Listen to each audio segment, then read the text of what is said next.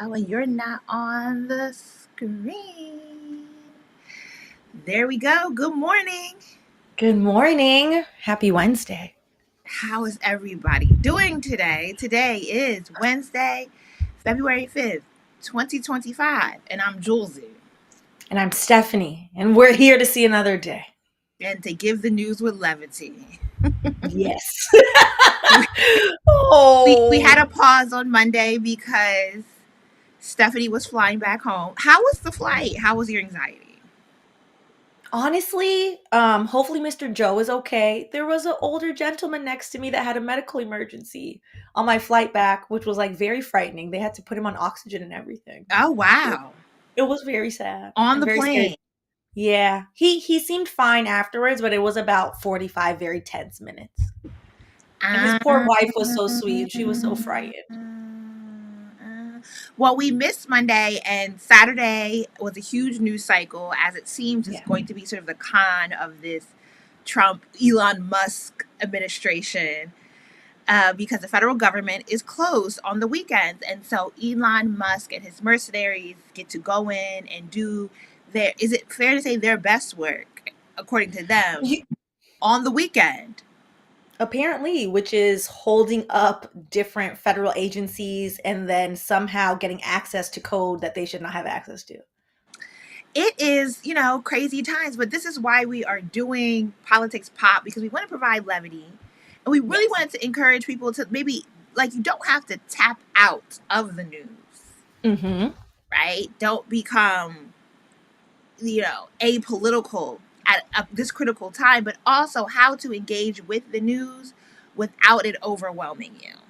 Exactly. In a way that hopefully you can at least feel like you can plan for whatever's coming, and whatever that may mean. That's always my goal as I adjust the camera. And I'm Hi, sitting here Brittany. like, let me post this to my YouTube channel. Yes, I'm going to put it on Instagram quickly. Oh, this is a cute still of you. Smile like that. Don't move. I'm You look blurry. so cute. Oh, hold on, I'm blurry. Good morning to South Africa. Well, good evening to South Africa. Okay, share. I do have my phone on me. Oh, are we both taking like an Instagram picture to put it on here? Yes. Here, I'll let you take yours, and we'll just take one of each other taking one. You gotta do the promo. I'm taking a picture of my screen. I took a picture of my screen. Wait, hold Look on, you up. talk. Okay. Got you. Look at my eyes look so crazy. You I look don't good. know if You you look can. good. I'm gonna. I guess it post. It looks good to me. Okay, this is today's live. All right, share, copy link. I guess we got. Yeah, you know what? We need to start posting clips of our discussions, but that is Yes, I need to catch up. that's Stephanie. Stephanie has been. Yes, I need to I've catch been up. carrying my end of the bit, but Stephanie. I found all the articles today. You found all the articles today. Well, Oh, all majority. the new. Okay, but that's typically a collaborative effort. But I'm saying, I run everything, girl. We were supposed to do clips. The clips is via your account. So Ooh, I am. I'm gonna do them. I'm gonna do them today. I'm gonna catch up on everything. Okay, I'm posting it now. look at us. We should be doing this beforehand. But okay. Fine. All right. Well, how's everyone's weekend been going? I'm Or happy that your week? Yeah, Stephanie. it's Wednesday. Yeah, I'm happy Stephanie made it back safely. Me too. I'm not gonna lie. My flight on the way there, I was like, oh no, I'm just not wanting to do this. There also is an incident in Philadelphia, which I was like, I can't look at this right now. But that was a private jet, and private jets Yeah. do have more They're accidents. I notoriously. feel like at this point now, our news, because that was such a big news story, is now going to Mhm. be overwhelmed with stories about plane crashes and Unfortunately. collisions, and Yeah. making us feel like it's happening so much more frequently. when Yeah. typically that news just does not. Now, I do feel like the Philadelphia news would have been discussed because crashing in the middle of a very busy intersection in North Philadelphia is absolutely insane. But the amount of other news stories I'm hearing about crashes, it seems like people are engaging in rage baiting and trying to Yeah. drum up a certain emotional reaction. And people in the airport definitely are like on edge as well. Because they like getting onto the plane, a few people were talking about it, and I was like, why would you be talking about this right now? I mean, Like we're boarding. it's shape shifting. It is like a cultural moment that has huge impact. Yeah. I will no longer be flying into DCA. Me and the Silver Line Oh at Dulles are finna no. get real acquainted. Yeah, especially after we read all those stats about how many military helicopter incidents they have, um, near misses with commercial flights out of that airport. Oh, I just realized you missed the Grammys. I did. I've been You didn't catching get up to on it watch the past them? couple days. I think, well, we could start there before we get into the Let's start with political the levity. news. We'll Let's start with the start with the levity. levity. The 67th Grammys happened on Sunday, Hmm. and it was actually pretty good. I stayed up the whole night and watched it, and I honestly feel like I could have gone to bed after Beyonce won Best Country Album Hmm. and just watched the performances on replay. Like Dochi's performance was amazing. Sabrina Carpenter did a great job. Actually, I think all the best new artists did really, really good performances. And I'm a fan of I always say their name wrong. Karangbin. I You will know, Google after they this. were one of like the sleepers that was nominated for best new artist. And I Huh. have this joke about never being able to say their name, Karangbin, because my friend used to work with them. And I'm like, oh, Hmm. that's a crazy name. They have. Let me see if I haven't watched it full all the way yet because Sunday was the baby shower I was attending Sunday night. Um, but in typical Caribbean people, that thing went late into the night. But I've been watching the clips and the clips have been very nice. It seemed like for the first time in a long time, the Grammys was actually a joyous occasion, Mhm. which I appreciated. I really loved a lot of the speeches. I've been going and like basically doing it backwards, like watching all the speeches first. A lot of great speeches. Doechii gave a really great. I just love how intentional My she favorite one. is. I know this like discourse that happened on. Maybe I should pull up like a picture of Doechii from Yes, the in all of Grand. her outfits. Vogue has on YouTube, since y'all are on YouTube watching, or you're on Twitch. If you're not on Twitch yet, go ahead and subscribe to our Twitch. Vogue, I watched it this morning when I was at the gym. Vogue did an interview with her and her stylist and showed all the Thom Browne pieces that she wore. And I just love that she is such a student of fashion, of hip hop, and she is just excelling. She also has great fashion sense. I'm excited to see her at the Met Gala. I think she's on the committee, which the committee is interesting. We can talk about that later. But yeah, her. All these pop ups, all these pop ups. Like And this is what she specifically helped, even though it's a Tom Brown, sorry, Thome. I always forget how to say it properly. Brown design. She basically told them like what she wanted. She wanted like the very exaggerated hips and the features, and then they kind of worked with her from there and pulled some pieces from the runway, mhm. and from the hair to the shoes to everything. Loved it. The performance And I was loved her speech. exceptional. And you know what? I have been thinking because all like I really like Bad Bunny's DTMF album. We've talked about that before. I like the Mhm. intentionality, the political messaging, and how it really speaks to his culture and his people. And I've been thinking, like in the Black American context, who could produce an album like that? And I was like, Doechii, if she stays on the trajectory that she is on, and becomes a global pop star, I think 3 to 4 albums out from now. So she needs to put out another 3 albums. She could do a body of work similar in a similar vein to DTMF, and she could either do it as a black person or a black American from Florida, and that history Yeah. as a dark skinned black woman in America, Mhm. and just navigating the music industry. There are several lanes that she could pick, and doing like a really deeply invested cultural project.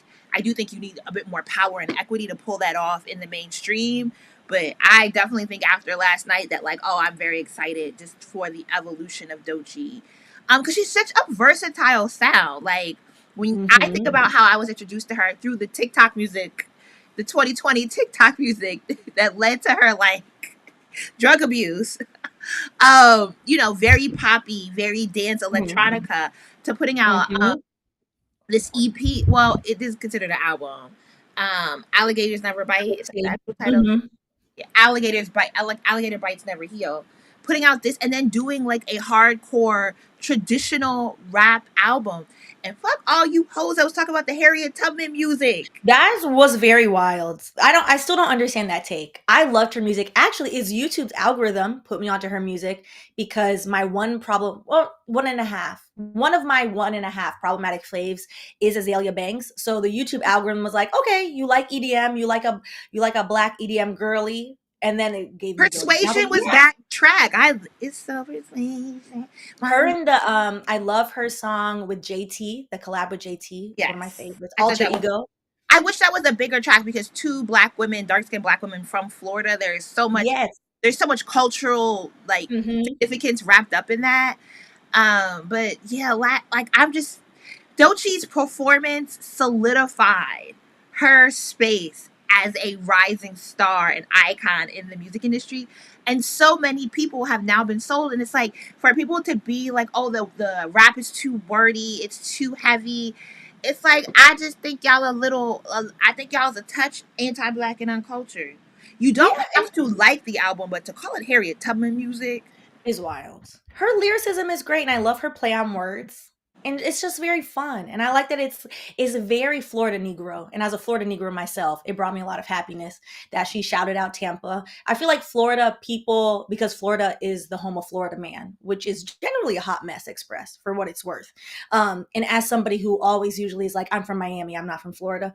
I will say the exception to being proud of Florida is Dochi, which I'm super proud to see, to your point, that we finally get that representation. So I do hope that she really does do an album dedicated to like black Florida, because Florida is very black. Miami is extremely black. People just never get to see that. and like And I love that she similar gave. to Puerto Rico, a Spanish colony, there have been labor laws and various laws passed that particularly were used to disenfranchise the Black American community there in favor Mhm. of white Latinas and Latinos. So you know, Mhm. mm. But Beyonce finally won for Album of the Year. Yes. I thought it was And very before we get into Beyonce, I want to say really quickly, I yeah. love that Doechii gave her speech and shouted out all the talent in Tampa and shouted out her hometown and then specifically shouted out dark skinned black women, because I feel like that's rarely something we get to see on such a large stage. Like they usually don't let people say any of those things. And people, because of colorism, are usually afraid to advocate I for thought the themselves. political messaging of the Grammys was really between Doechii and Chapel Roan Yes. was really well done. But Hmm. Beyonce finally got that album of the year, and She people did. on the social medias, the white women's are unhinged. Are unhinged. They are very upset about the Country Music Award, the Country Album Award, which I think Beyonce was very shocked by. But She did look shocked. I saw Manager Blue was like, okay, let's get up there, lift girl. up. Just go ahead.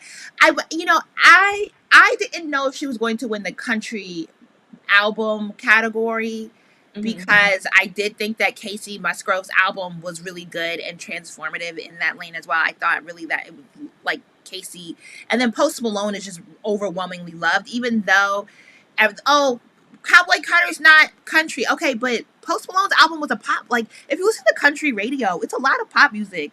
Chris Stapleton, who is nominated, has a lot of albums that are rely on like traditional R&B, black gospel elements heavily. Hmm. Full black choir behind him, and that man dominates the country music scene. I was a little surprised that she got the country album, but I thought it was very sweet that Taylor Swift gave her Grammy for that.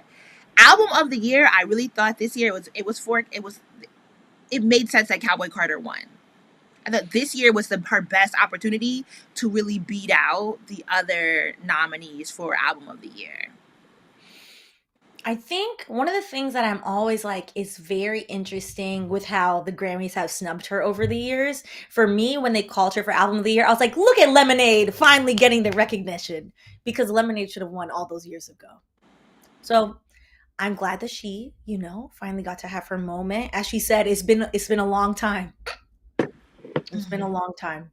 I think Cowboy Carter is one of those albums because it was received very differently across her fan base that there's so much mixed reaction in her fan base alone. But that doesn't take away from the fact that she is, one of the hardest working women, if not maybe the hardest working woman I in the think music industry. even with any of my Actually, I don't think anybody works harder than of her for what it's worth. even if I do have critiques of Cowboy Carter, I do have Mhm. critiques of some of the choices that were made on the album.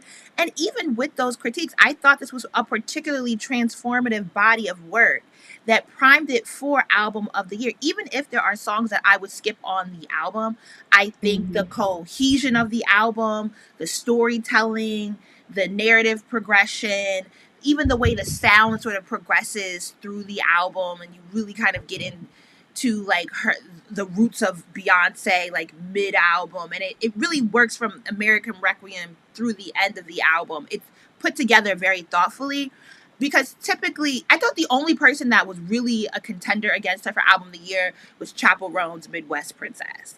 I love Billie Eilish, but Excellent that was not album. a cohesive album. It Mhm. like I have a really hard time listening to that album through and through. There are I love big that tracks. album. Really, I love Birds of a Feather. I put like that's triple quadruple platinum in my household. For Billie There's like Eilish. 5 tracks I like on that album. I It just doesn't sonically make sense to me in the order that it was placed. Mm. It feels more like I have an obligation to get some albums done for the label, and I'm so good. Anything I put out for to be good. But compared to her other bodies of work, I had a harder time with this one. Um, and who Will you else? be going to the Cowboy Carter tour? 120% yes. Oh, good for you, friend. You let me know Oh, how it is. you're not gonna go? That many American flags is gonna frighten me. I'm not gonna lie. I'm not gonna lie. I honestly think Beyonce is a very online person, and I think her. you should do the Black American flag I'm trying to everywhere. hold it back, right? Because I've said Beyonce's politic is shallow, and that is not really it's can be seen as a negative statement, but for me, it just allows me to enjoy her music without Hmm. projecting expectations onto her. But I am hoping that since this is such a small tour, considering how much Beyonce likes to tour and put on big Hmm. productions, and she's calling it the Chitlin Circuit. I'm hoping we see a Black American flag. Then I'm I can go, hoping because then I won't be frightened. that the flag, there's something especially in this climate that she, and after that whole discourse that popped off on TikTok, and Beyonce is on TikTok, that there is some evolution of the reliance particularly on the American and Texas flag. Yeah. Because the iconography, and I always say that word wrong, so sorry, of that flag is not changing with modern. Iconography, it's a I weird thank you. word. Iconography is Yeah. not. It's still, and I think it is interesting, and it would be disingenuous for anybody as a Black person, particularly like as a Black woman, to be like, "Oh yeah, I feel so comfortable." Like whenever you're driving down the road, particularly in the South, and all of a sudden you're like, "Oh, all the houses have a giant American flag." It's immediately like, "Okay, I'm just gonna turn around. All I'm just right, gonna but drive." I like so much of this album. I like so much. I love Britney Spencer. I'm Raina Roberts. Tanner Dell's real cute, and the fourth girl's name always evades me. And besides the Blackbird song, they are heavily featured in the background vocals throughout the song. I love Two Most Wanted with Miley Cyrus. Um, I love Bodyguard. I love Tyrant. Like there's just some. Mhm. I really play this album a lot personally. I skip all the Shabuzi tracks. Justice for Willie I Joe. know how you feel about that man.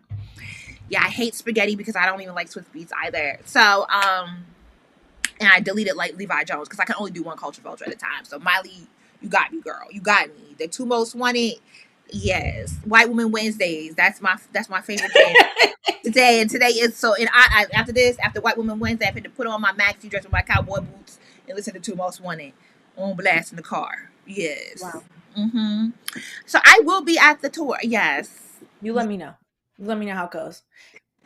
I loved Renaissance. Renaissance was for the EDM girlies at heart. And I was like, yes, one I time for the was girls rocking the I Miami love bass. Renaissance after the tour, and I just feel like after Renaissance, I can no longer miss a Beyonce show because they are an experience. Can I afford this? No, I don't know where the money's coming from, but I'm finna pay Well, for it. Okay, let's get into the political news. I hope you enjoyed the levity.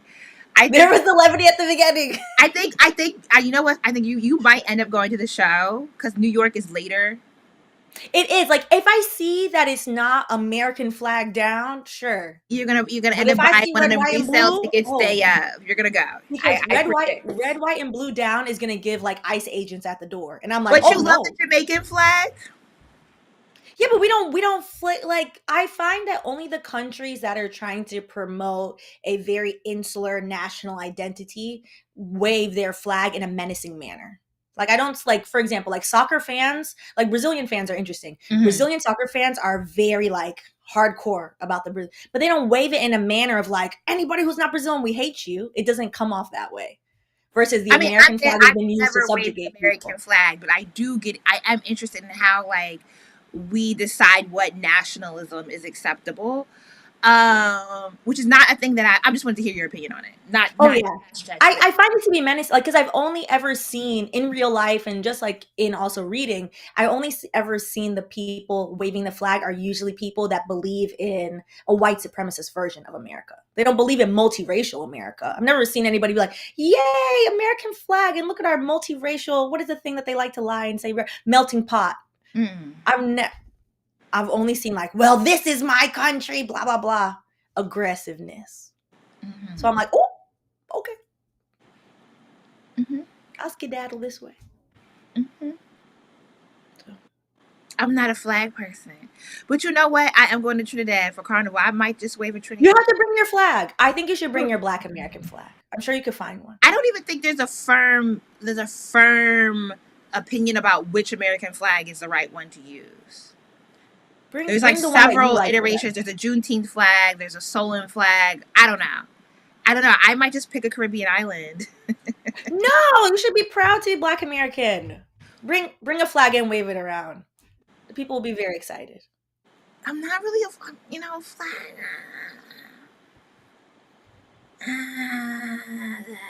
Caribbean people love a flag waving. We love a flag waving, which is ironic. I think I'm just going to be a culture vulture for a week. I'm going with my friends who are Trini. You're gonna be a Trini for a week. I got a Trini backyard barbecue to go to, a little mashup. You know what I mean? I'm gonna go have, you know what I mean? Yeah, yeah. And it's the day before. It's on Sunday, and then I have to be up at 3 a.m. for Juve. You can start practicing your singing accent. I wish I cannot do a Trinidad.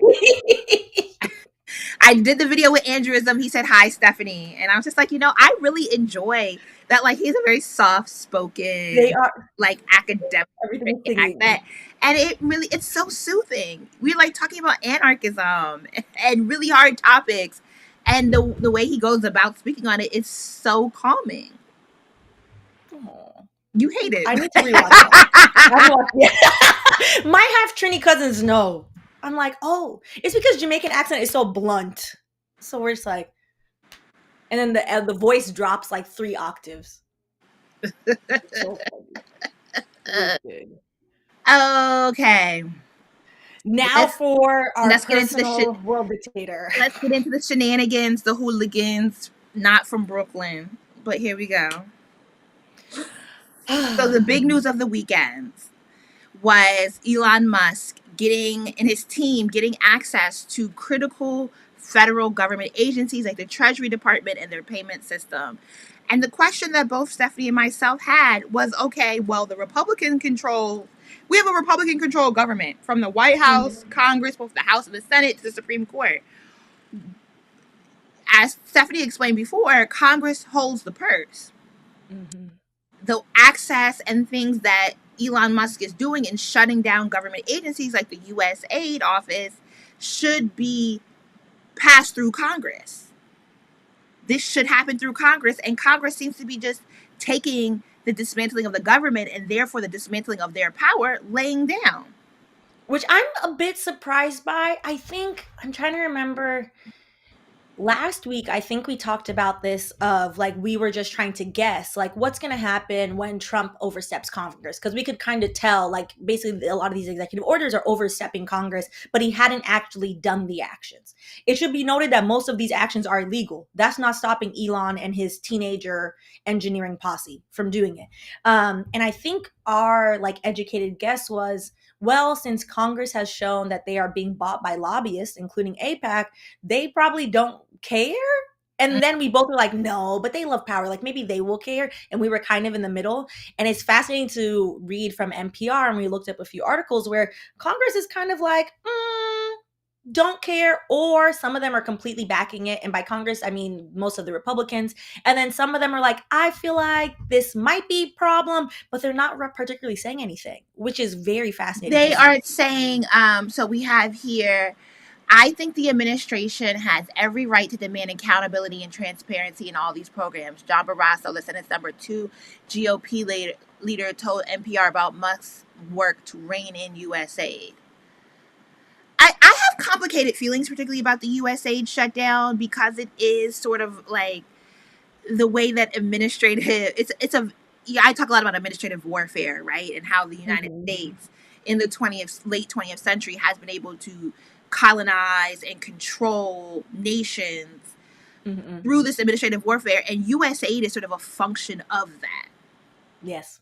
USAID in tandem with the IMF, the International Monetary Fund, they do. I don't even think calling it like soft colonization would even be correct. I think administrative warfare is a great term to your point, where they're basically like coercing nations into doing what they want these nations to do under the guise of like, well, we'll pull your funding. A good example, because somebody said hi from South Africa this morning, is South Africa pushed back against this basically like attack on US aid, because one of the things that was put out to the South African their political leadership was, hey, we're going to cut your USAID money because you have anti-white policies, which is objectively such a wild thing to say to South Africa specifically, as they have only recently in the 90s come out of apartheid. Like there is no anti-white anything in South Africa, as somebody who went on a tourism board trip with South Africa tourism board last year. If anything, they have shown that unfortunately after these 30 years, the white people in South Africa have not only maintained their dominance, they've maintained their ownership over land that's not theirs, they've maintained Mhm. everything. And so Elon Musk, who is a South African himself, A which white is African, yes. a white South African, whose Apartheid king. family owned emerald mines, who it's very flabbergasting. It's interesting to see him now try to exert control over the country of his birth, that other than that he actually has no tie to, because he is not from there. Mm. So Mm. yeah, I guess the Republicans are just taking it laying Oh, down and absolutely. The quotes are crazy. Tom Tillis, my senator, North Carolina, said that he did acknowledge that an executive branch move to turn off a federal agency runs afoul of the Constitution in the strictest sense. But he argued that former President Joe Biden took similar steps. It's not uncommon for presidents to flex a little bit on where they can spend and where they can stop spending, Tillis said. Nobody should bellyache about that. Josh Hawley of Missouri pointed out specifically to the Biden administration's efforts to forgive student loan debt, which the Republicans blocked, as an example of an administration stepping on Congress's spending authority. but it never passed. And so that I don't Pat, Pat, see there?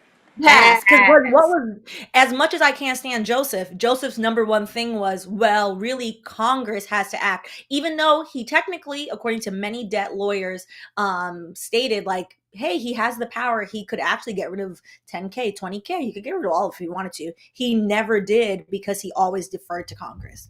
So this is fascinating that they are just rolling over. And to your point about USAID, I think they're using USAID kind of as like not a smokescreen, like as a distraction, because most Americans are like, okay, so we send money abroad, why do we need to send money abroad? Like most Americans don't want their taxpayer money, rightfully or wrongfully, to go abroad. The same argument could also be given that USAID owes a lot of these countries money for what it's worth, because they have run amok in most of these countries. They have caused the infrastructure problem. They have caused the need for aid in the first place.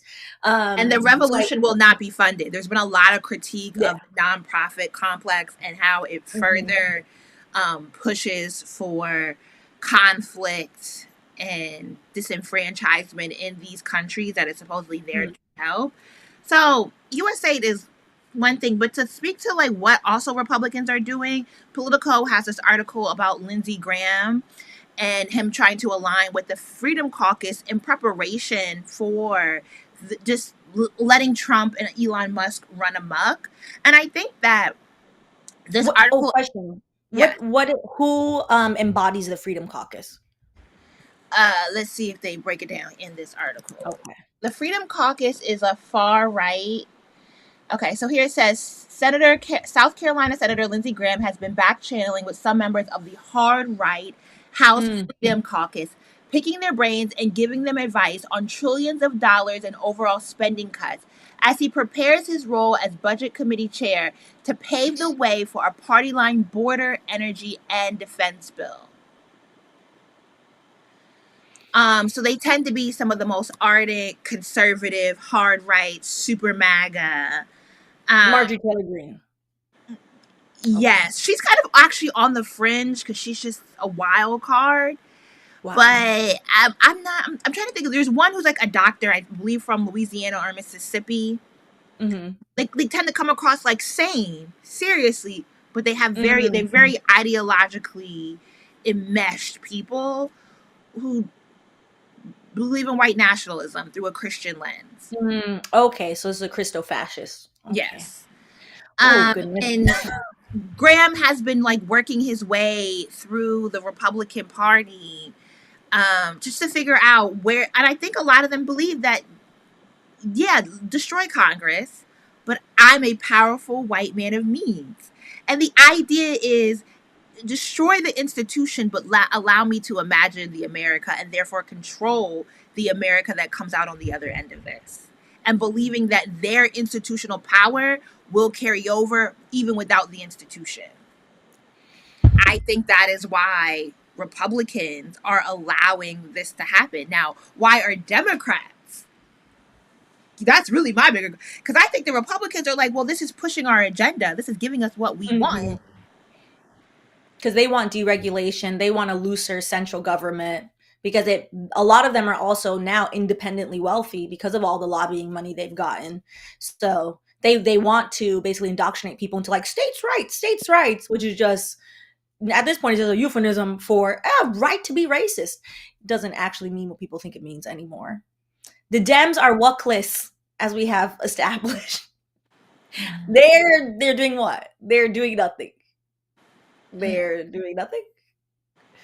There, it was interesting because I put it on my Instagram yesterday. I was like, we should call our Congress people and say like, hey, hello, what's happening? But also those mother effers don't listen. Like, what are we actually paying them for? And by those, I mean the if you live in a blue state or you live in a blue city and your representative is a Democrat, we have seen, unfortunately, with the genocide in Gaza, they are ignoring us.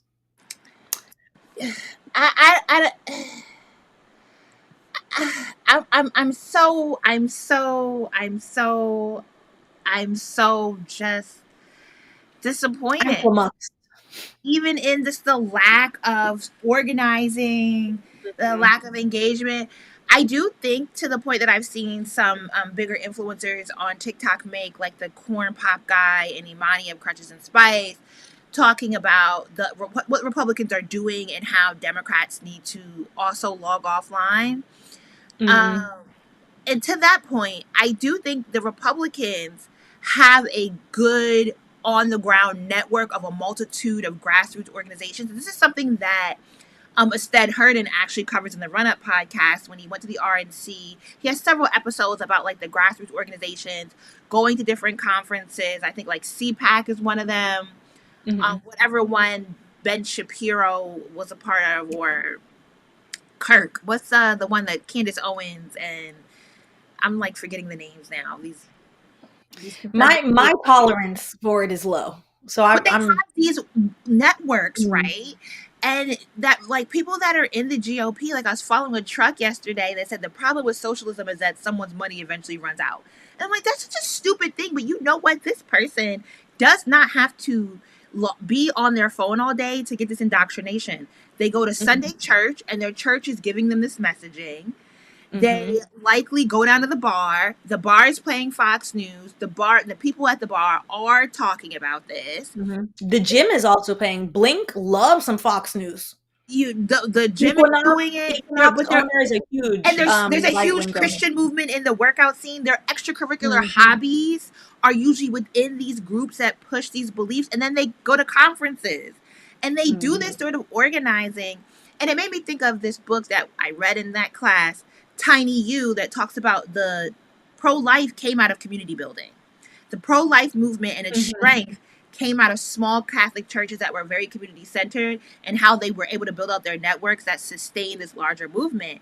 And I do think we need to stop, as whatever side we want to, however we want to identify politically, being left of the Republicans and the MAGA movement, do have to think about starting those community networks and doing it in a micro way, rather than believing that everything we has to do has to go viral and have this big impactful influence. Because what it really does come down to is a bunch of networks collaborating even when they Mhm. disagree. The ability to collaborate is what moves the needle for it. Yeah, and that's how you create an agenda, because some of these networks also, to take it to like a violent point, they also have created a lot of Christo-fascist militias. And they exist now in all of these various states where you have people looking for community, looking for something to do, haunted, somebody to be angry with, and now they have armed themselves and they are more than happy to do what they did on January 6th and be like, oh, And they I'm have a out here good looting shoes. ecosystem both online and offline. And I think for Mhm, those of us on the left, our ecosystem is very much so floundering on the internet, yeah. because right now it's just a lot of takedown culture because there's a lot of anger. And then the community part isn't happening because we're all on our phones all day. Yeah, I think the TikTok ban actually highlighted this very well, where you saw so many people being like, Right? "Oh my gosh, I'm gonna the 24-hour fake ban. Oh my god, I need my TikTok. I need my TikTok. I need my TikTok." It never led to anyone going outside and being like, "Okay, I'm going to demand that I have access to my soft drug of choice for what it's worth." It never got offline. I was like, "Oh, And we also all expect things to happen immediately. I will say this mhm, Republican strategy has been in effect really since Bill Clinton became president, even though he was center right. But once Bill Clinton, after George Bush for the first one HW." term, Bill Clinton comes in, he gets 2 terms. Then we get a George Bush, and then we elect a black Democrat man. Oh, that put it in an overdrive. A lot of this Mhm. Republican strategy has been 40 years in the making. It is a long game investment, and we just fizzle out so fast. Like, where's Yeah. BLM? That was 4 years ago. They lasted for 10 years, and then, you saw the tax filing, and so did I. That's what happened I to would them. like that. I think they could have survived that, honestly. You know that They $60 did million not dollars counter never got reclaimed? It just poofed into the air. disappeared. Yeah, I mean, the money was Disappeared. spent. Nobody was finna pay it back, and so they were well protected by the same people So who sad. produce content about how to do accountability in a community-centered strategy. And I'm like, why did you not use your own framework to show how accountability could be done, Mhm. and to help potentially save this organizing vehicle that has a lot of potential? And had a lot of goodwill behind it, and it should be noted the local chapters were still doing so much work and have done such great work and deserved to get, the money that they were owed. That is really one of the sad, tragic stories of 2020, in my opinion. Damn, my orthodontist just emailed me and said you need to eat before you get your braces because you can't eat for 3 hours after. You're The getting braces? on Thursday. Ah, you have such nice teeth. I know. Thank you. I had braces for like years. That's why I'm like, your teeth But are my super nice. side, like my side profile, my teeth are going like this. You can't really see, Oh, but I also when think I you can't. age, your teeth space out, and I didn't wear my retainers, so back on they go. Oh, neither. All right, let's get into this next article. The young, inexperienced engineers aiding Elon Musk's government takeover. It should be noted no less than 10 times, hopefully, during this live stream. All of this is illegal. However, we have to move from the framework of legal and illegal and realize when you're entering into a dictatorship, don't nobody care about the laws. What they are going to eventually do is change the laws so that way their past actions aren't viewed as illegal. Everything he's doing, there's no one going to save us besides us. I think in particular this Wired article was really good because as soon as it came out that Elon Musk had gotten access to the Treasury Department's payment system, I'm like, okay, but Elon Musk can't do this all on his own. Who are these people that Who's are staying coding? up all night, sleeping on the beds in these government? And it makes sense that these are young men. Wired identifies 6 young men, all apparently between the ages of 19 and 24, according to public databases, their online presences, and other records. And I think they are correct because now what Musk was filing, like lawsuits, or he used the attorney general. What legal office did he use to put out a warning against people doxing and identifying his workers? Yes, I think he used the DOJ for that, which is the attorney general, because now, which that is a whole can of mess of whatever the hell they're doing over there.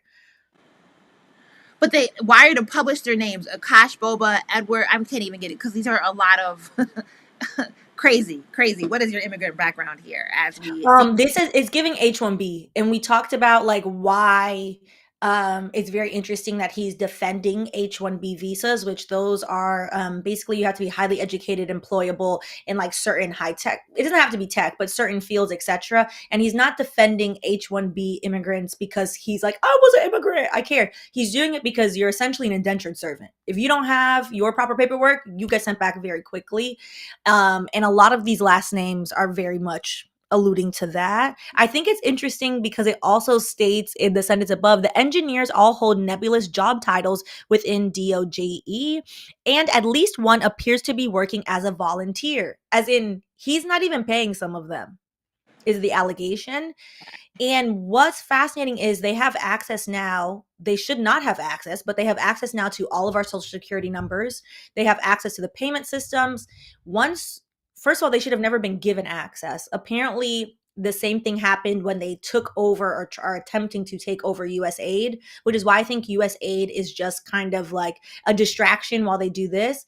The actual civil servant employees that told them, no, I'm not giving you access to this. Like, you don't have the clearance.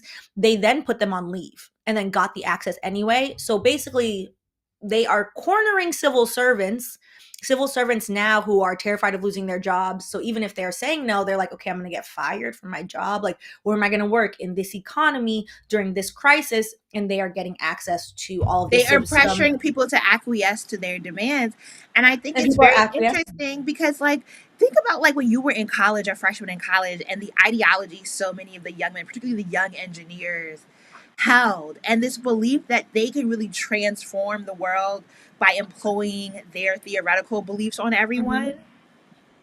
There's a term for these people. I think it's like a technocrat. There's like a word, but there's basically a lot of like young tech people don't particularly believe in like Christofascism.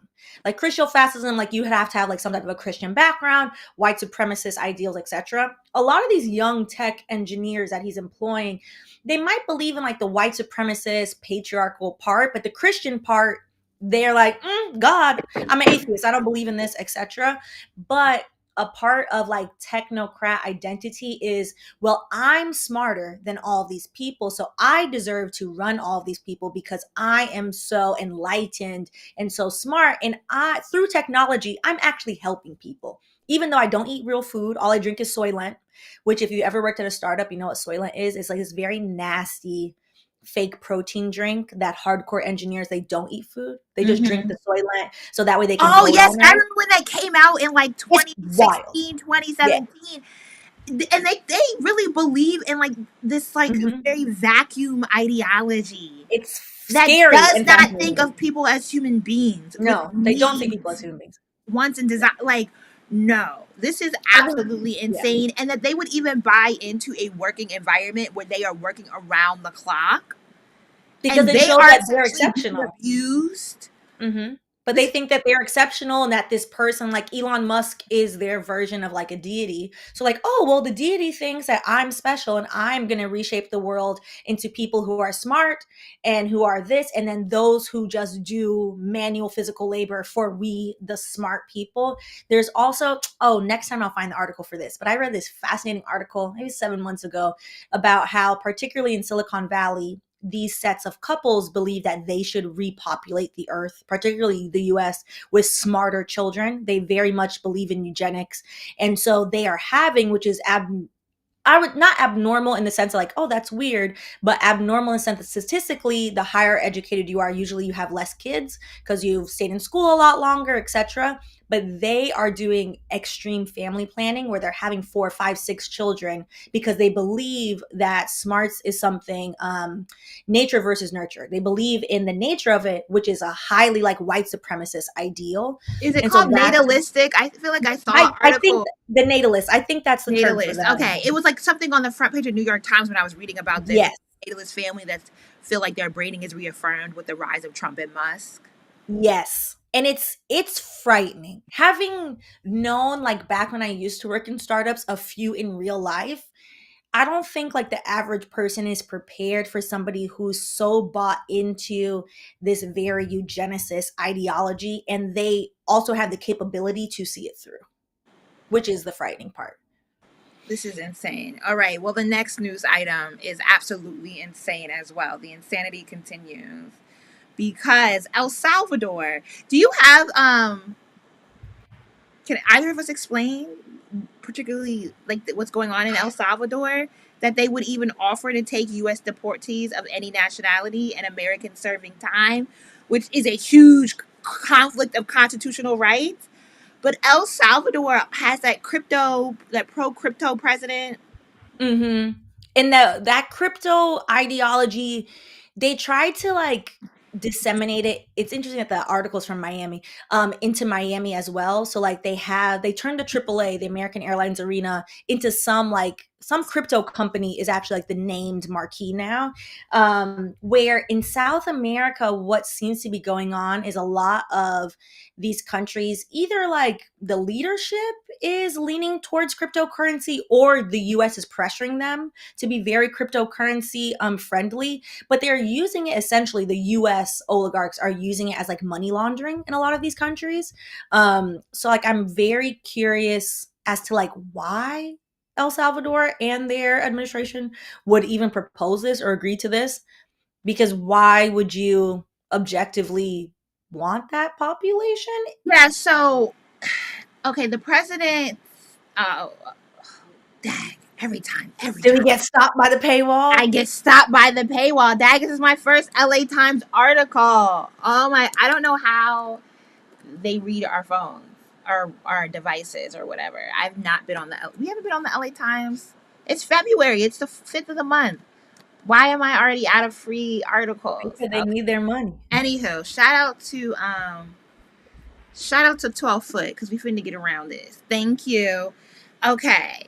Bukele, the president Nayib Bukele, claims he cleaned up El Salvador, but at what cost? Um, like It reminds me of the Filipino dictator, which I forget his name right now. El Salvador was gripped by high level of very violent violence, murders, people disappearing, being kidnapping.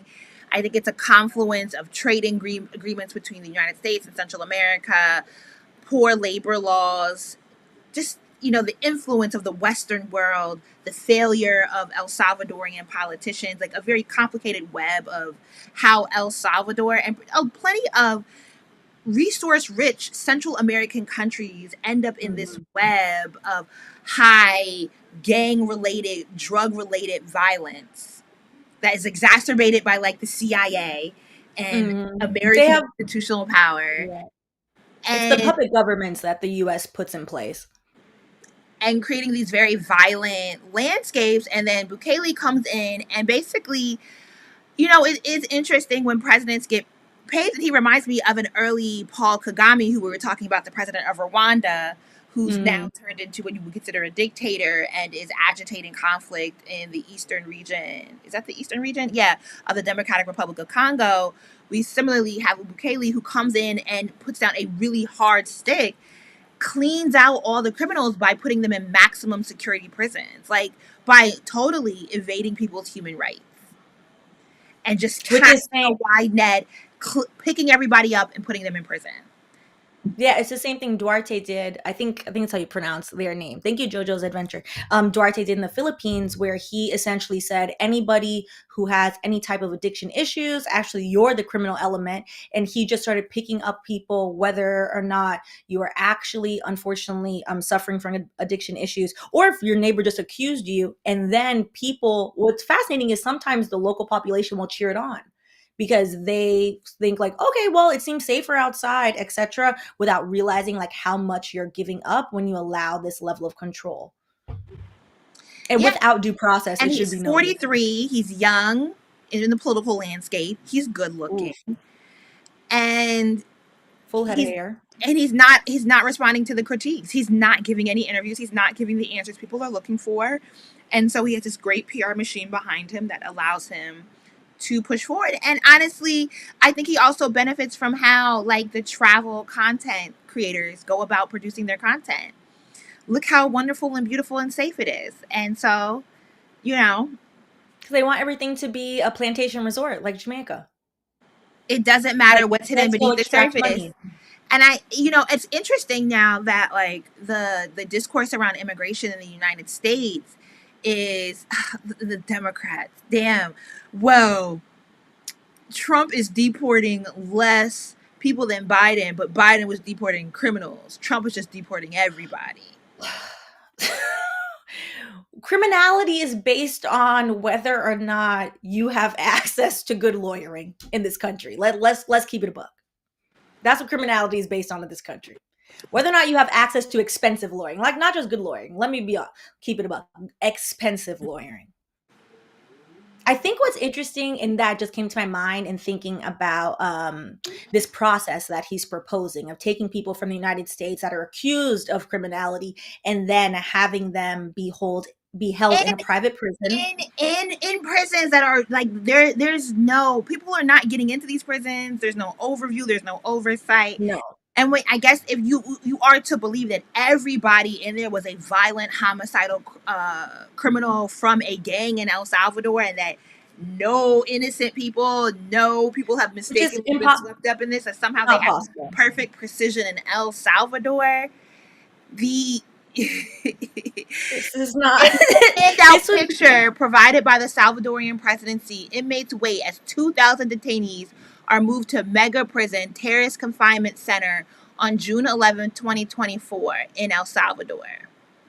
And you can also see how they have either likely coerced or forced shaved all of these people's heads. There's no way that they all just naturally had a buzz Because cut. hair carries lice and germs and disease, and so Mhm. that minimizes the transfer of disease. They are basically trying to redo what Britain used to do in the 1700s, which was send people to debtor's prison and colonies. So Georgia, most notoriously, was a criminal colony for England, as well as the entirety of Australia. Poor Aboriginal people be damned. Britain was like, oh, these vagabonds that we don't want, we're sending them over here. It's fascinating to see the resurgence of even this concept in the 21st century. But we have precedent for that because Guantanamo Bay has been around for all of these years, and it's a small scale version of this. And they're reopening it to send deportees to Guantanamo Bay.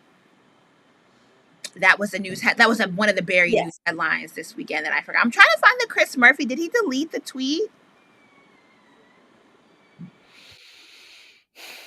where he was talking about immigration? Anywho, I really fear for this talk about how they're going to deport criminals and how they're classifying however they want to talk about immigrants, and how that then means that other people who just do not fit into this very precise image of white America can get like imagine just getting picked up off the street and you end up in El Salvador prison. Because you don't have your ID on you. And there's no there's Regardless of where you were born. Like, it should be noted, because people, and by people I mean I have been, as an immigrant myself, very vocal about how immigrants detest the newer immigrants, which is very wild. It's very silly. But to buy into the American dream means you have to have somebody underneath you. So now you're like, well, I did my paperwork properly. I did all of these things. Why can't you do what I did? It's a farce of nonsense. However, what is so fascinating is those same immigrant populations. So, like, you see white Cubans in Miami saying this now, like, oh, well, I did this. I was like, first of all, y'all had a law called wet foot, dry foot. You actually, so many of you actually don't have any paperwork. If we're gonna make this a paperwork debate, it's fascinating that people are not seeing the bigger picture, which is they do not care about paperwork. They don't care about legal status. They actually don't even care if you're born here. They are trying, to your point, to criminalize anybody that cannot fit into white cishet patriarchy, which will be anybody that they deem deviant. They are going to try this with, and they're slowly just moving that along as people are just like, what is happening? Please read this. All right, she deported. Okay, let's start from the bottom. Kristi Noem is on set with Laura Ingraham in full Border Patrol gear, but also with her makeup on fleek. Ew, I hate when they steal words. Completely ridiculous. She deported 7,300 people in the first week and is playing dress up and doing constant conservative TV to get pats on the back. Biden deported 15,000 on an average week. Our Democrat senator from Connecticut, who's considered one of the progressive senators in the Senate. I want to know what the point of this was, please. I don't. Stephanie. Everybody is trying to get their spot in Gilead in their blue dress. At this point, I'm convinced that's what the point of all of it is. What was the point? I'm convinced at this point that everyone is trying to out-white the next person next to them. I'm kind of stunned that is the take that Chris Murphy has. Okay, here it goes. Here goes the tweet. It's from January 30th. Let's get into what Chris Murphy has decided to land on. Go ahead, Stephanie. Let's do the honor. All right. In the first week of Trump's administration, we have fulfilled President Trump's promise. This is from Homeland Security, by the way, to the American people to arrest and deport violent criminals illegally in the country in 1 week. Law enforcement officials have removed and returned 7,300 illegal aliens. It should be noted that you cannot be illegal as a person. Either you are documented or undocumented. You have paperwork or you don't have paperwork. And then Chris Murphy responds, in the first week, and then the same thing. On average, Biden was doing $15,000 a week. Under Biden, 72% of ICE arrests were criminals. Under Trump, it dropped to around 50%. Trump is removing less people and less criminals. These guys are terrible at everything. Go Democrats! Woo, woo, woo, woo, woo, woo, woo, woo, woo! Democrats are better at Border Patrol. Because criminals. 72% criminals. What were the other 28%? Regular people minding their business. And also, again, what does it mean to be a criminal? What does it mean to what does it mean to be a criminal in this country? Oh, in the 14th Amendment.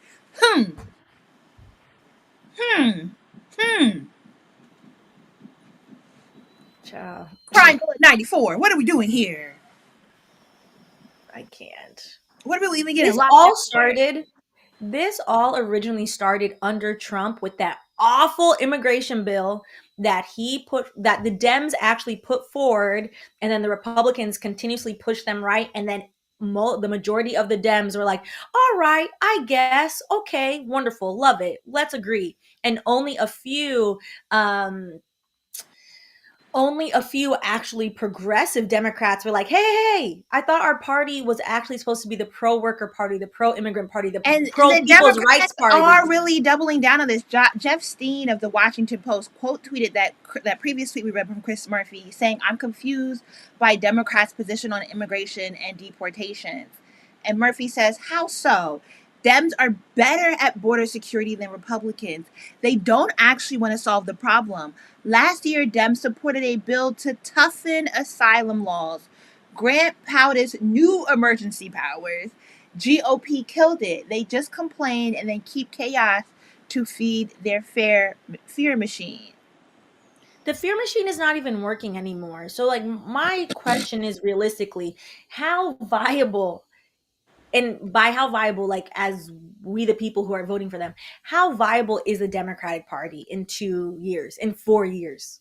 It seems And as if we're watching it disintegrate in real time because with what he's tweeting, what the hell, that doesn't stand for what I stand for. So, like, okay, I don't want but this. they Obviously, believe don't that want currency. if they shift the focus to this idea that criminal has a very clear binary definition that only encapsulates a very specific type of person, and that therefore they are better at immigration and deportation and border patrol because of that.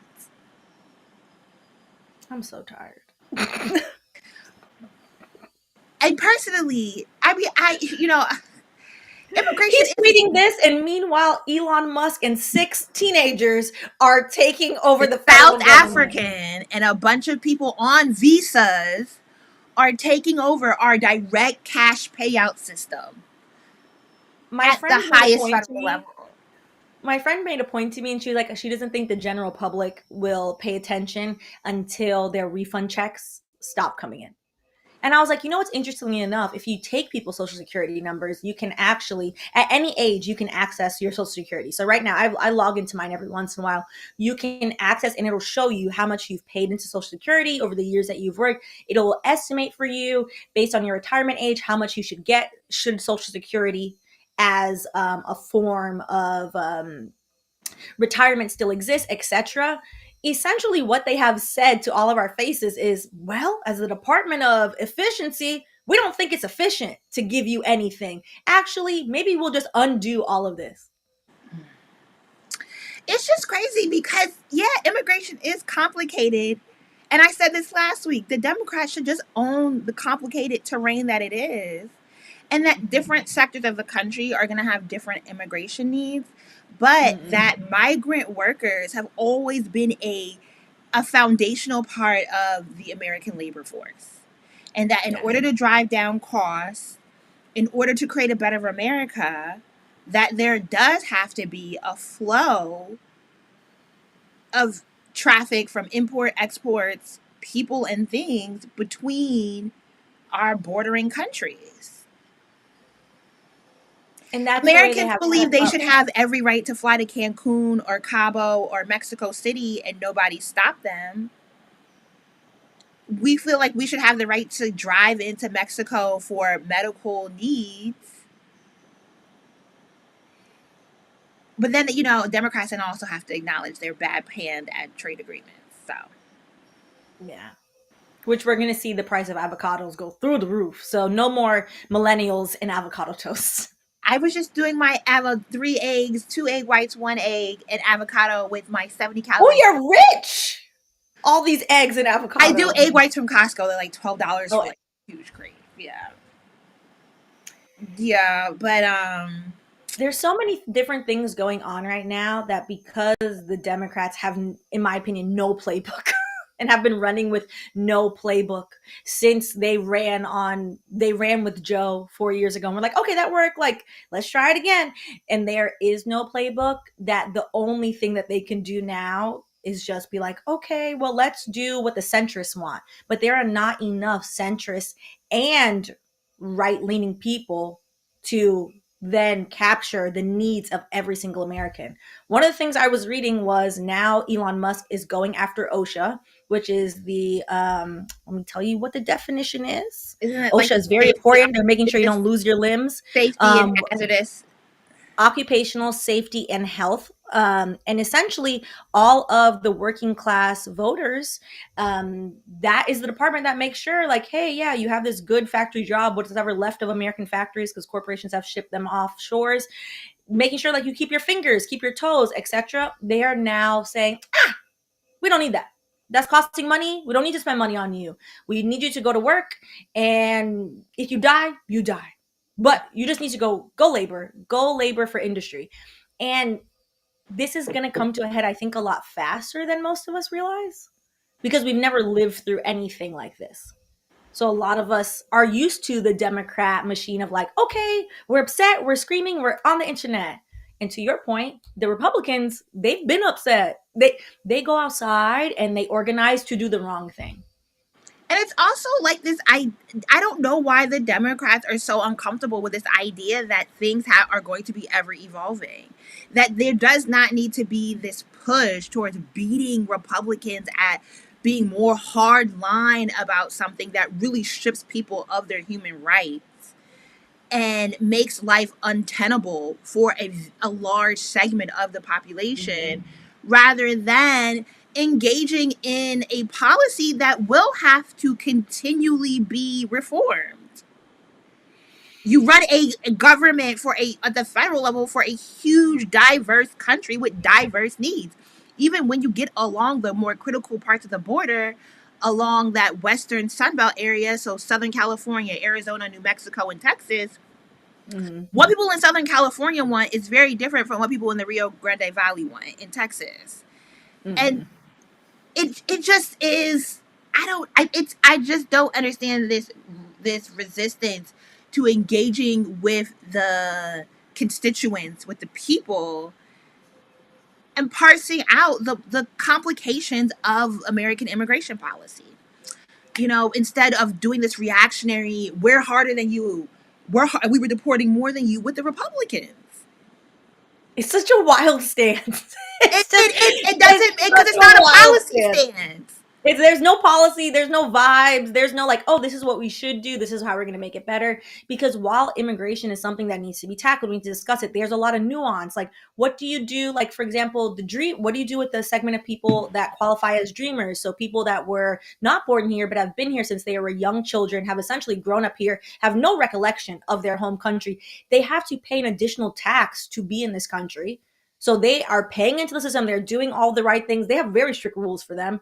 What do you do with that segment of people? While all of that is very important, I'm like, okay, the economy and all of these tariffs, what is actually going on? And I think part of their game, to the point that we've assessed as well, is that I think they're just trying to tire everyone out so they can do these objectively alarming things, such as accessing 330 million people's social security number.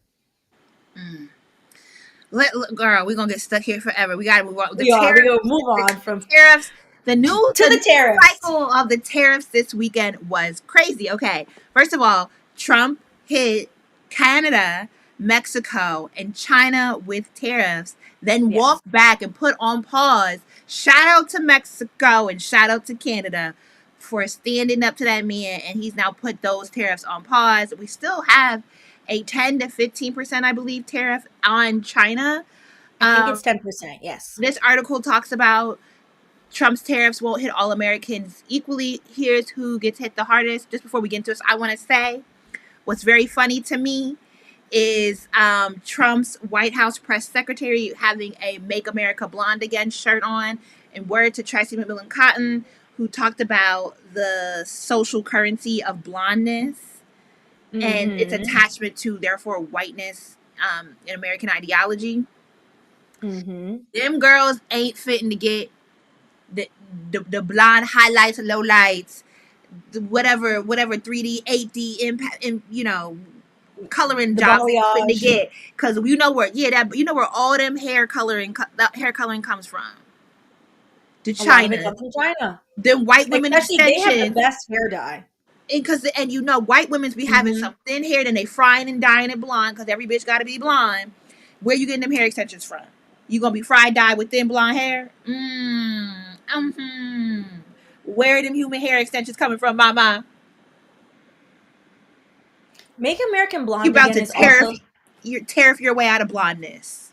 it's fascinating to me, America, because its general whiteness has an obsession with blonde hair, but America's fixation with blonde hair is interesting because most of white Americans' ancestors are not from Scandinavia. There are no large percentage of Scandinavians running around here.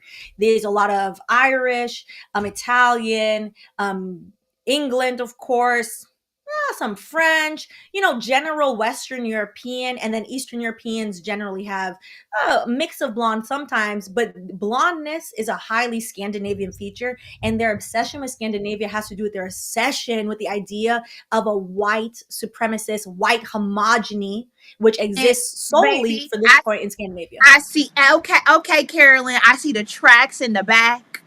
All right, I see you got This is some. not a good toning on her You either. got some K tips in, and you are not a natural blonde, mama. You No, are this is a bottled blonde. natural platinum blonde. She looks like she probably like a dirty blonde, or is it like a more brownish blonde? Like Mousy brown is the pejorative that white women use with each other. Her what do hair they is probably call it? mousy brown.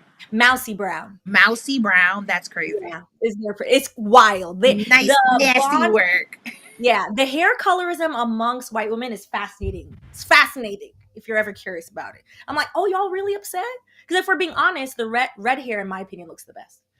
So I'm I like, I just don't know think, how blondes work. healthy hair looks really great, but somehow between influencer culture and the advent of social media, we really have everyone fitting into very specific aesthetics, and the amount of women Mhm. who are deeply, deeply attached to their hair extensions and their platinum blonde hair is crazy. Now I do feel bad for my black women. I did run a wig sale. I tried to tell you before the tariffs because I knew they was coming. But our weaves is finna to be more expensive too. Interestingly enough, I went out and bought a bunch of hair product because I knew the tariffs were coming. Because Mhm.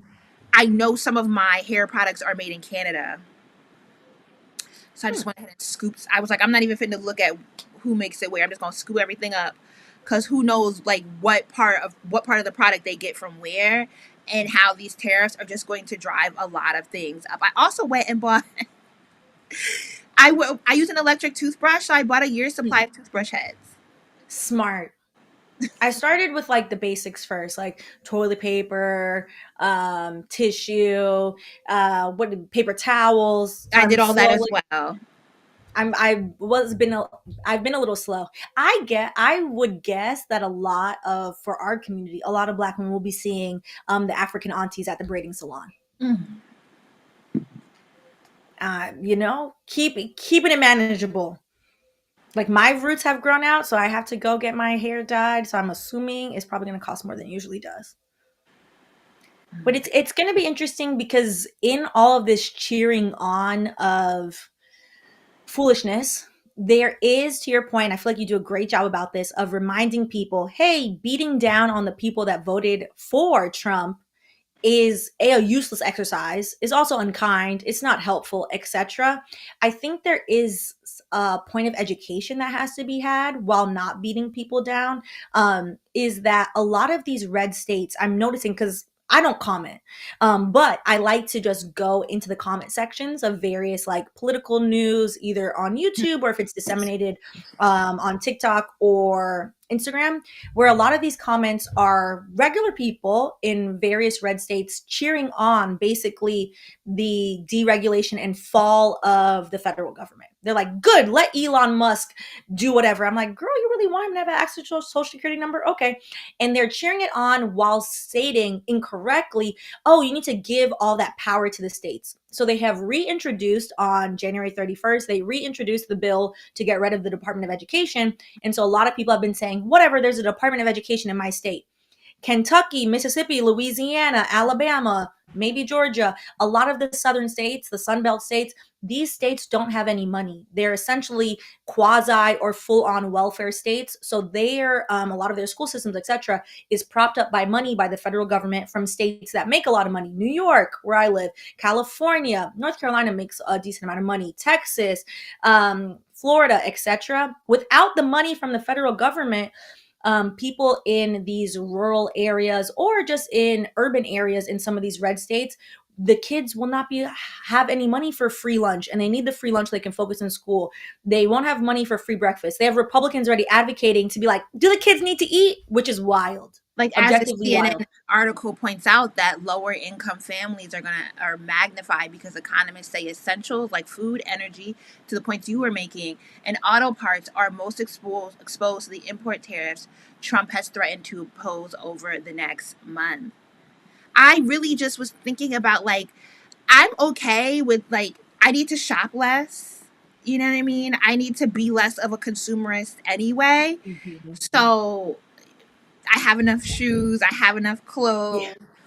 Get But used to these think earrings. about I'm thinking about the basic household needs and what Yeah. could be impacted by different, even if it's not manufactured in other countries, where those different sources are coming from, which is why I went and got paper products, because Mhm. deforestation in Canada is also what helps supplements that industry.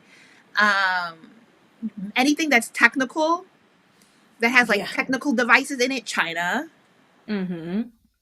I think one of the things too is what we saw during COVID, where everyone became an expert on supply chain. All of these corporations, whether or not they're actually impacted by tariffs, they realize we didn't know, or we didn't know during COVID, for example, whether or not they were impacted by supply chain difficulties. They just started raising the prices. I And think, never went back unfortunately, down. never went down. This I think we're price going to see gouging. that same level of bad acting on their end, where they're going to be like, yeah, made in America, but I got to raise the price. You know what? Y'all are deporting people. I got to raise the price. And that is going to hurt everyone across the board, regardless of your political leaning, how you feel about politics, who you voted for, etc. And that is, particularly in this economy, like, that's a It's huge issue. it's just crazy. So China right now is hitting back with their own tariffs. Yes. I mean, as they should. Which imperialist country am I fit to stand behind? I don't know. I mean, I was thinking about it earlier. I was like, who's going to be the holdout to Elon Musk's global takeover? I Because think he's China has currently, the means to. I think it's them. I think because he's currently parading around Germany and other far right EU countries, literally going to these rallies, etc. I don't think the Chinese government will not allow him to do that. So, ironically enough, that will be the one holdout, it seems. So the China's Ministry of Finance said that they levied a 15% tax on certain types of coal and liquefied natural gas, and a 10% tariff on crude oil, agricultural machinery, large displacement cars, and pickup trucks. And these measures will take effect 5 days from now, February 10th. Oh, shout out to New York City Transit, the MTA for all of its problems. I'm so glad I don't drive. Now, is the MTA inappropriately priced because of Eric Adams? Yes. $2.90 one way on the subway is objectively One theft. way? One way. How much is a monthly pass now? I don't know. I can't afford monthly, so I don't get it. I don't know, girl. I fill up the card, a good little $30, and then that's when I get on the train. And then when the $30 is done, I reassess my life. Oh, you're changing out your mic? Yeah. Well, I'm just putting the charger on for a second because this computer is Oh, look dying. at WAPO telling me I can't sign in. I have a WAPO light login on my phone for my homegirl. Which article is this one? This one is the one on Gaza. Oh, We could just pull up the New York Times because I do have a. okay.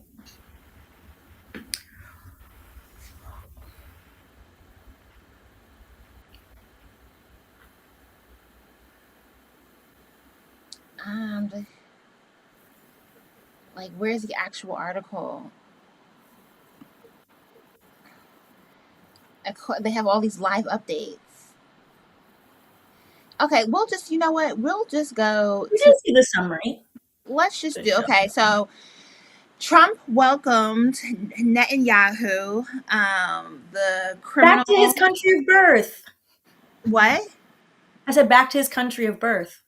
Since he's from here, he's from Philadelphia. Yes, he That's is a from Philadelphia home. Philadelphia. That is a Philadelphian. They both are UPenn alums, if I'm not mistaken. I Where did think so. Netanyahu go to college? whatever, What two is his white actual name? His real name. American men, one leading Israel, and who was very happy to see Trump reelected to the presidency. Trump welcomed him to the White House and gave a speech about turning Gaza into a Riviera by clearing out all the Palestinians. And there is a lot to be said both about this particular statement and the my people on social media as the 92% using this as a point to dunk on Palestinians. But let's play the clip first and then we'll get into it. Go over the Gaza Strip, and we will do a job with it too.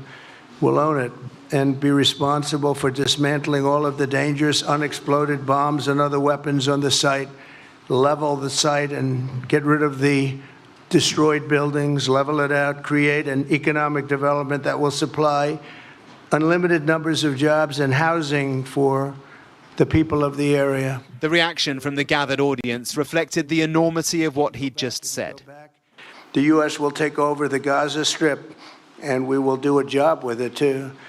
He had just announced the takeover of Gaza, owning it, occupying it. It wasn't clear, and it certainly wasn't expected. You are talking tonight about the United States taking over a sovereign territory. What authority would allow you to do that? Are you talking about a permanent occupation there? Redevelopment? I do see a long-term ownership position, and I see it bringing great stability to that part of the Middle East and maybe the entire Middle East. And everybody I've spoken to, this was not a decision made lightly. Everybody I've spoken to loves the idea of the United States owning that piece of land, developing and creating thousands of jobs with something that will be magnificent. It's not clear who he had spoken to, but even Sky sources close to the top of the Israeli government did not know about the idea. And despite trails of other plans for Gaza, this one came from nowhere. And I don't want to be cute, I don't want to be a wise guy, but the Riviera of the Middle East, this could be something that could be so bad. This could be so magnificent. I'm sorry, yeah. The Riviera of the Middle East, talking about Gaza. These people are nasty. There's no other way to put it. These people are nasty. And I see so many of my people quote tweeting the news clips about this, talk about "we told you so," 92%. The literacy is low. I mean, the literacy is high. The literacy must be high. I fear my Negroes. I would not want to be amongst any of you on the plantation fighting for my motherfucking freedom because the way you would sell me down a fucking river. The thing that I'm thinking about is that, do you ever consider, first of all, responding to a handful of Arab Americans who you do not actually know their identity, who were highlighted in the news, like when that whole Trump Arabs Michigan thing, it was three people that were named in the Arab community leading the call to vote for Trump. Whatever you saw of people being shared on TikTok, who these people are, what really were their missions, whatever. It's like this hyperbolic response to a handful of people who engaged in electoral political discussion and you do not agree with. But Palestinian people, like what Palestinian people in Palestine were advocating for Trump? Were you also what Palestinians in the they're, to your point again, just because if we are going off of like three people representing all of us, we have plenty of coons over here doing foolishness, and I refuse to be lumped in with a lot of them. And the harder part is excuse my French, the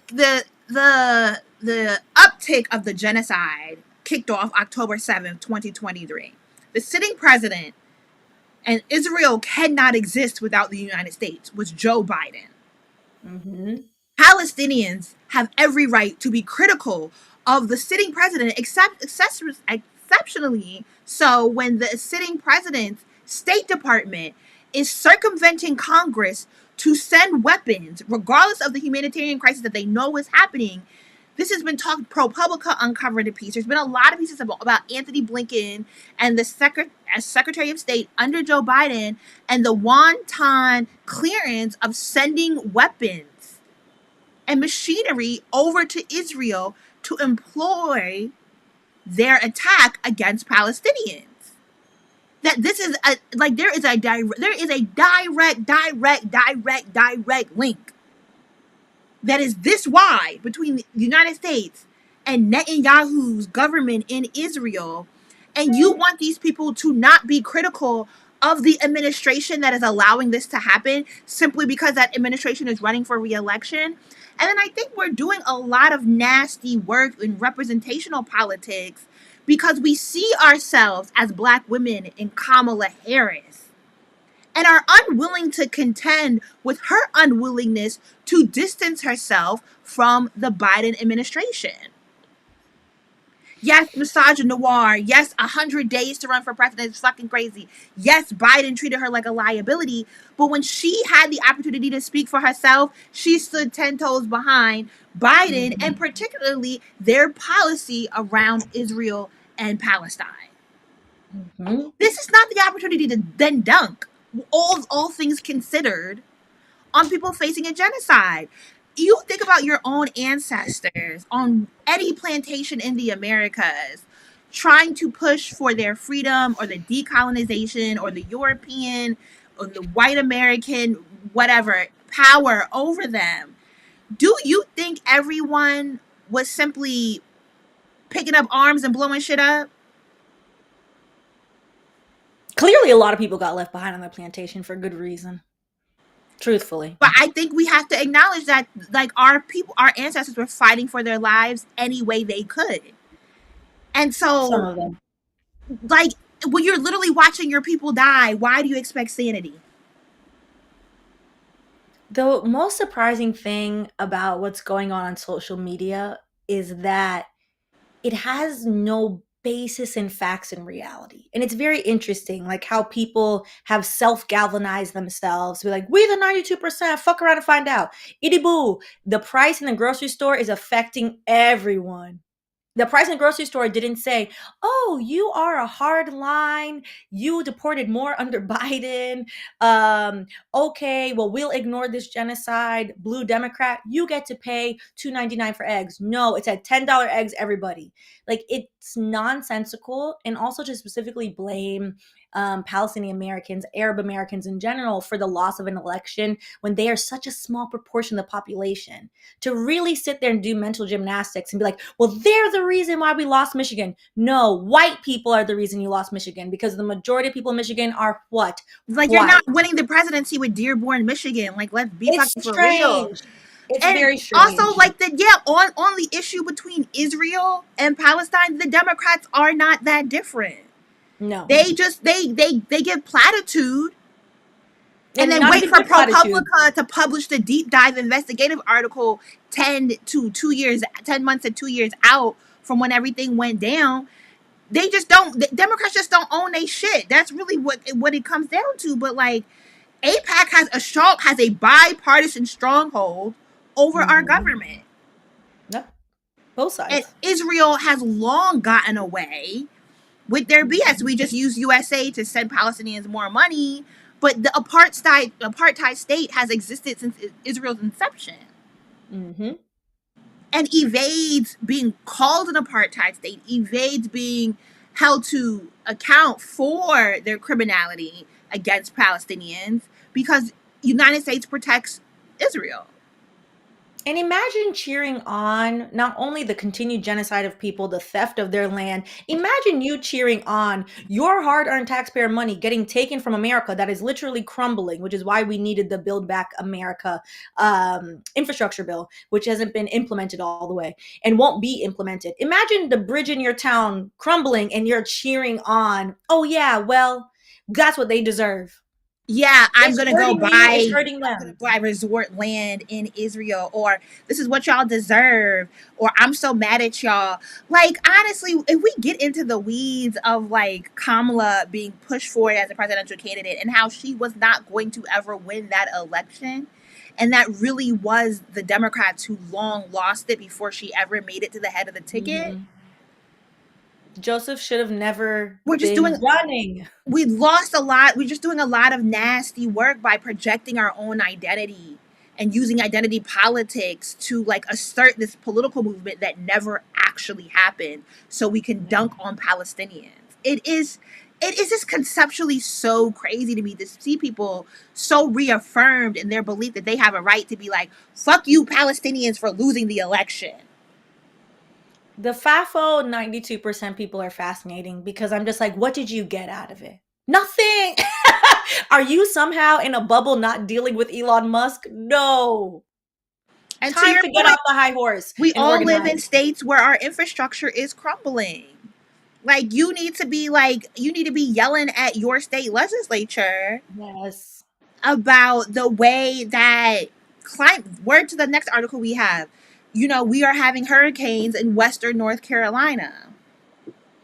And I think one last thing on Israel, it was reported like 6 months ago, sorry, that they potentially may have found deposits of oil off of the coast of Gaza. Which So is this what is they're really about going money. for. Yeah. That they want the money, and it happens to also be the Mediterranean Sea and was beautiful before they wrecked up the people's lives for no apparent reason. So that's what they want. Like there is no benefit to American people for this to happen. And it also sets a very dangerous precedent that colonizers can willfully and wantonly go in, displace people in their homeland, and In the take their 21st land. century, that we can be King In Leopold all yes, over again. And it's absolutely crazy in because 5K. even Israel, branded as a safe place for Jewish people, it's a safe place for wealthy Jewish Americans. It is a place that an elite group of Jewish people get to make a lot of money and have institutional power to wreak havoc and exploit for profit other resources in other areas because of the protections they get as Israelis of And it's power. It is and it's not a not. safe space for the entire diaspora of Jewish people.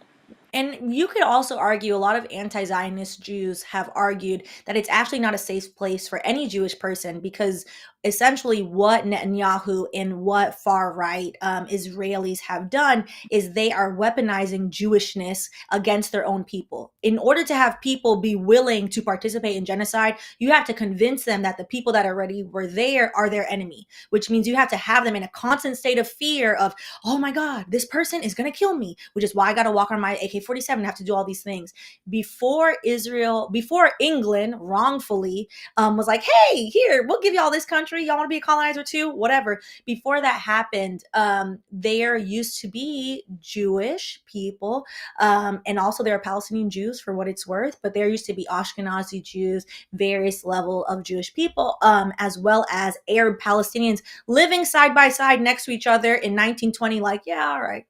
Okay, it's fine. You can come in here. After World War II, it was Arab Palestinians, that took in large amounts of Ashkenazi Jewish people, being like, I can't believe those white people treated you like this. Come, it's fine. It's safer over here. And Someone so this saying, is harmful to everyone. I don't believe it's about fuck around and find out 92% projecting as much as it's showing everyone else how their anti-blackness affects us. But what anti-blackness? Well, what's anti-black to say my people are getting murdered? Is anti-blackness against Kamala. And this is what I'm saying. We are weaponizing identity to make it seem like nobody was allowed to be critical of Kamala. Regardless of what Kamala's actual political position was, y'all should have voted for her. And the fact that you spent any time being publicly critical of Kamala Harris is why we're here. And that is nonsensical, to be honest. And I think which is why engage with what kind of presidential candidate was Kamala for real? Who is she? And I think that's why sometimes it's easier, at least, to have the conversation from the standpoint of the DNC lost the election. Because since we are so tied to our identity, understandably, when people see a critique of Kamala Harris, and there are a lot of valid critiques, which is why they never ran her on the Jamaican aspect of her being a Jamaican, because it wouldn't land. All the Jamaican, we were all like, oh, it is. Kamala let the Democrats play in her face on some level. Like the same class of Democrats from Dianne Feinstein and Nancy Pelosi have been playing in Kamala's face throughout her political career. And all that has done is moved her to be more loyal and in line with the Democrat establishment. Yeah. Unfortunately. But also the Dems ran a very poor campaign, which is why it's not worth dwelling on it, which is why I don't understand people's like dedication to being like, well, it wouldn't have been different, unfortunately, for the people of Gaza and Israel, because the Dems were going to do a slow rollout of what Donald and Netanyahu have decided. We're doing this month one. Joseph, and had he somehow been able to stand up straight and pretend that he was not 81 years old, Joseph was going to do a 1-year rollout of the same thing. Kamala Harris also stated that she essentially was like, I feel bad for everyone involved on both sides. There's good people on both sides. Blase Blue was going to allow a slow rollout of the same thing. You had people quitting their civil servant jobs of decades in the State Department because they stated, hey, not only is this not right, this is immoral, this is against what the State Department is supposed to be doing. It is very unfortunate that people's pain is being weaponized when they are literally being murdered in the street, in their home, for what it should be noted. But on to the last one. Yeah, let's get into the last article. Woo, we've been on here a long time. We got through everything though. We did. All right. So see, when we do because it our twice a week, we can go longer. Yeah, because we're going to 2 times a week. What was I going to say? Because our news cycle has been a mess for probably since the introduction of Donald's first term in 2016, but we're seeing it ratchet up, particularly like in the last couple of years where it's very much day by day. And now with this term, it's really like hour by hour. And because it's hour by hour, the news cycle itself has moved on from the LA fires and specifically from what has happened in Altadena to historically Black neighborhood, etc. And I thought that this article was insightful and could be helpful from Politico into understanding the big elephant in the room that is not being talked about enough, and very much this administration is going to steamroll over, which is climate change. So this is from ProPublica, how climate change, could upend the American dream. Can you scroll for me? I can. This is such a sad headlining picture. It is. Thousands of homes. Oh, this was co-published with the New York Times as well. Oh, okay. Good. What would you like me to scroll down to? Can you scroll up a little bit? I think I only need like the first paragraph-ish. Oh, this is the first paragraph right here. Okay, perfect. All right. Houses in the Altadena Pacific Palisades neighborhoods were still ablaze when talk turned to the cost of Los Angeles firestorms and who would pay for it. Now it appears that the total damage and economic loss could be more than $250 billion with a B. This after a year in which Hurricane Milton and Helene and other extreme weather events had already exacted tens of billions of dollars in American disaster losses. As the compounding impacts of climate-driven disasters take effect, we are seeing home insurance prices spike around the country, pushing up the cost of owning a home. In some cases, insurance companies are pulling out of towns altogether, and in others, people are beginning to move away. So essentially what the article then goes into and what has been happening, because we are in unprecedented climate disaster due to climate change that is almost solely caused by humans and our overconsumption of things, and a lot of drilling, which interestingly enough, one of the things that we had talked about when this used to be Media Rundown on Patreon, and in the debate between Harris and Trump, and they both like got into a squabble about who was the bigger fracker. And we both were like, are y'all arguing about who's going to kill us first? I like the Democrats have just been moving like they ran a bat awful. They were moving center right. They were having the Republicans drag them over to the right. And it really kind of suggests that the Democrats do not within themselves have a unified messaging.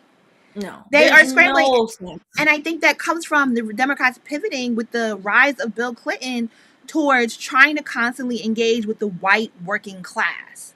And rather than engaging with them from things that are critical to their livelihood, they've been engaging with them around, why is there echo? Is that me? Oh, I don't hear anything. Oh. They've been engaging with ideologically speaking to the white working class around law and order and immigration and these these cultural, like, what do you call it? Not like single ticket issues, but like pro-life is like a cultural. There's a term for it that's escaping.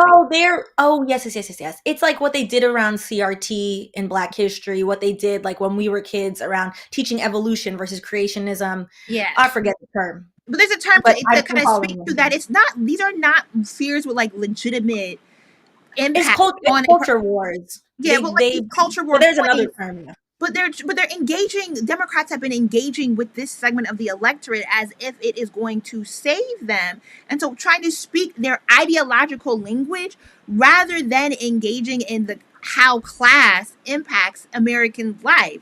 And I mean, I guess we said the last episode. What is it? The Supreme Court ruling about the FTC, or not the FTC. The Supreme Court ruling about money in elections. Oh, Citizens United. Why does that always like? Citizens United is the crux of all our problems. Citizens United allowing corporations and institutional powers to come in and give a lot of money, and I think the Democrats sold out. They sold out. And interestingly enough, what's happening, because we have huge climate change issues and because people have rightfully been beating the drum of like, oh, I don't think we should be doing all this. We're causing mass pollution, not just in the United States. We're shipping. If you buy fast fashion, not to chastise, but one of the issues with fast fashion is that it disintegrates so fast. It's made out of plastics. They then ship a lot of that to other countries such as Ghana. So you have like these secondhand markets. Waste. And so you have other countries being saddled with American waste. It's causing all these issues. That's why we're now having extreme climate. And so insurance companies were never set up to actually cover the entire town, a portion of the town burning down. And so insurance companies, because a lot of the places like Altadena, for example, they devalued how much, like, they're like, oh, none of the people live here. How much is this actually worth? They devalued what people were paying on the insurance premium. They have now stated like, oh, if things are going to catch on fire, we're raising the premium. It's our right to raise the premium. We have to be able to pay it out. And then in some cases in the state of Florida, where my family lives, they are raising insurance premiums between 50 and 70% to now. We're trying to do 22% here in North Carolina. It's wild because now you're getting hurricanes where hurricanes should not be. There should not be a hurricane in Asheville, North Carolina, in mountains. It's just insane. But we have made it to the end of today's live stream. This was good. Shout out to you, Stephanie. Shout out to us. I'm going to do my clips, I promise.